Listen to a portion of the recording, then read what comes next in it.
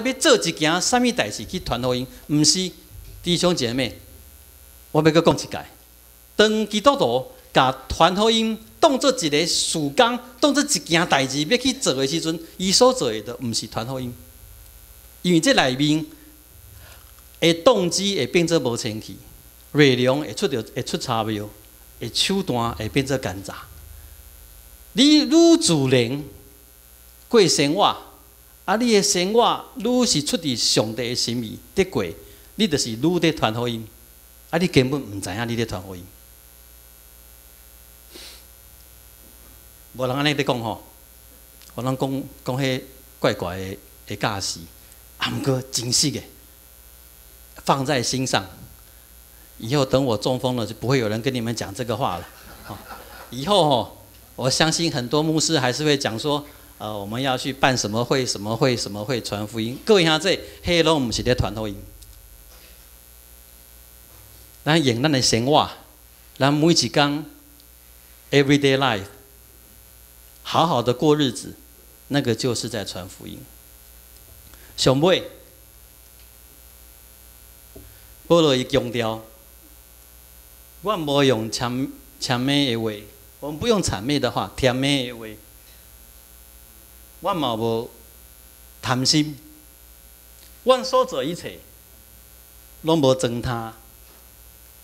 伊讲上帝会当最关的见证。各位兄弟，免烦恼，不用去烦恼，是毋是有人因为你的缘故来信耶稣基督？这拢毋是你的烦恼的所在。主管伫上帝，咱通烦恼的是啥物货？咱的性命是毋是有活出基督徒的款式？咱的生活一切是毋是上帝所欢喜？干那安尼就好啊，就这样就好了。独这样就好了。你传福音是用你的性命在传，当生命来祈祷。我拜上帝，阮真正满心感谢俄勒，你伫阮心中所做一切工，你拣选阮，你圣神充满阮，你互阮的性命转换改变，你望阮。彼此相听，亲像主耶稣基督听阮的款式共款。所以帮助阮伫阮的日常生活，阮着第要活出即款生命的款式，互阮用阮生命所传福音内容无差别，阮的动机、阮的心无出自无清气。